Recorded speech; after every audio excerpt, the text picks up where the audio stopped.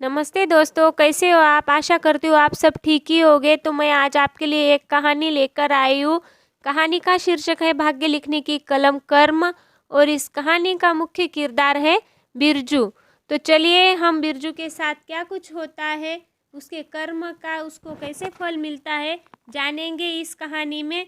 तो चलिए बने रहिए मेरे साथ इस कहानी में। अपने भारतवर्ष की औद्योगिक राजधानी मुंबई शहर, जहां एक तबका ऊंची इमारतों में रहता है तो दूसरा तबका झोपड़पट्टियों में रहता है।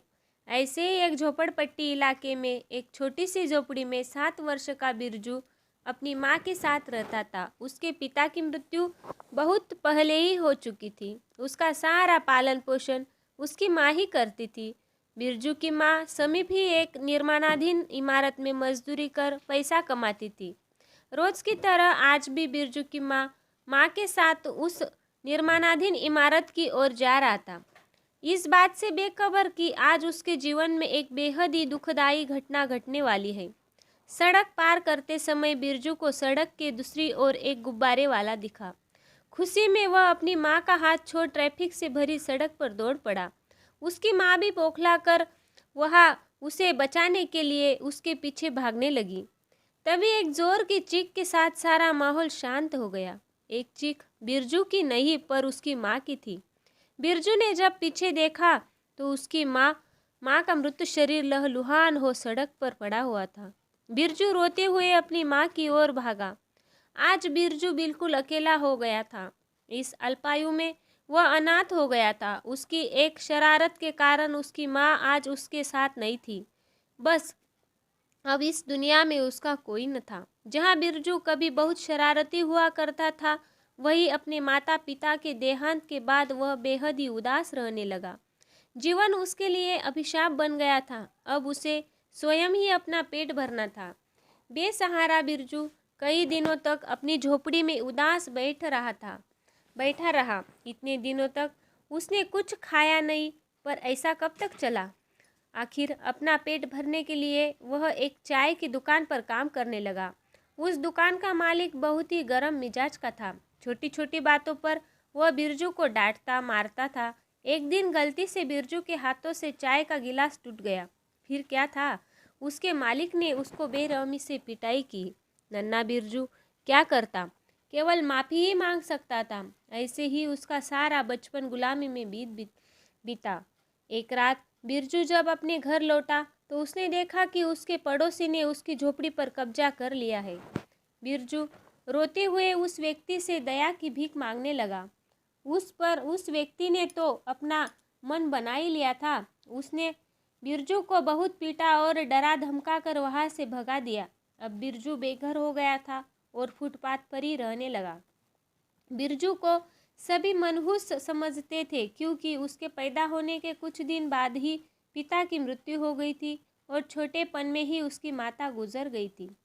कोई भी उससे दोस्ती करना पसंद नहीं करता था। बिरजू के जीवन में हर दिन कोई नई मुसीबत आ जाती थी। ऐसी दुख भरी जिंदगी के कारण वह बहुत चिड़चिड़ा हो गया था। हर एक दिन बिरजू अपने बुरे भाग्य का रोना रोता रहता और भगवान को कोसता रहता था। उसे तो यही लगता था कि उसके साथ जो कुछ भी हो रहा है उसका जिम्मेदार भगवान ही है। और ऐसे ही बिरजू अपना जीवन काटता रहता था। धीरे धीरे समय बीतता गया। नन्हा बिरजू अब जवान हो चला था। वक्त की ठोकरें खाते खाते उसे मुसीबतों को आदत सी हो चली थी। फिर भी उसने जैसे तैसे अपने रहने के लिए एक झोपड़ी बनाई, साथ ही कमाई के लिए अपना एक चाय का ठेला लगाया। चिड़चिड़ा स्वभाव होने के कारण उसकी दुकान पर बहुत कम लोग आते थे, जिस कारण उसकी कमाई भी बहुत कम होती थी। इसका दोष भी बिरजू अपने बुरे भाग्य को ही देता था। बिरजू का विवाह रमा नाम की एक युवती से हो गया। रमा एक बहुत ही गुस्सैल और चिड़चिड़े स्वभाव की महिला थी।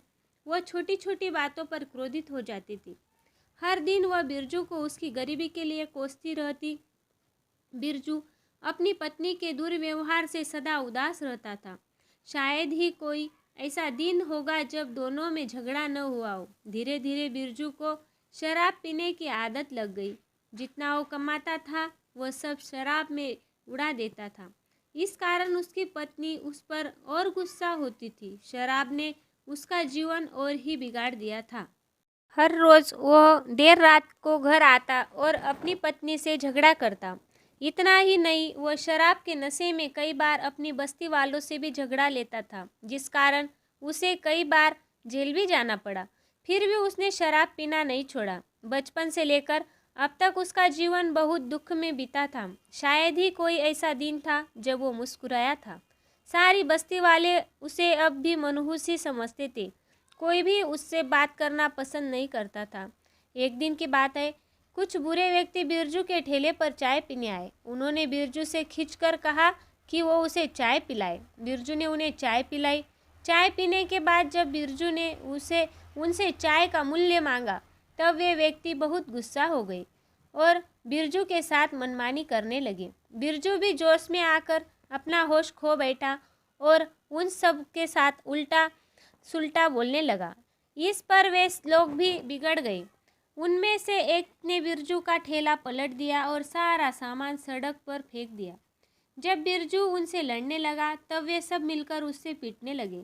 थोड़ी देर के बाद जब बिरजू अधमरा हो गया, तब उन्होंने उसे पीटना बंद किया। इसके बाद वे सब उसके धमकी देकर वहां से चले गए। सारे बाजार के लोग यह तमाशा देखते रहे, पर किसी ने भी बिरजू की मदद नहीं की। थोड़ी देर के बाद बिरजू होश आया। उसने अपना सारा सामान एक किनारे रख अपने घर की ओर चलना शुरू किया। शाम होते होते वह अपने घर पहुंच गया। कराहते हुए उसने अपनी पत्नी को बुलाया। बिरजू की पत्नी ने उसे सांत्वना देने के बजाय डांटना शुरू कर दिया। सारी बस्ती के लोग उन दोनों के झगड़े को देख मजा ले रहे थे। अब बिरजू और ही उदास हो गया। जिस एक व्यक्ति से उसे सांत्वना की आशा थी, उसने भी उसे ठुकरा दिया। इसी के साथ भाग 1 समाप्त होता है। तो बिरजू के जीवन में आगे क्या होता है ये हम देखेंगे भाग 2 में। तो आपको कहानी पसंद आई हो तो लाइक करिएगा, नए हो तो सब्सक्राइब करिएगा। धन्यवाद दोस्तों।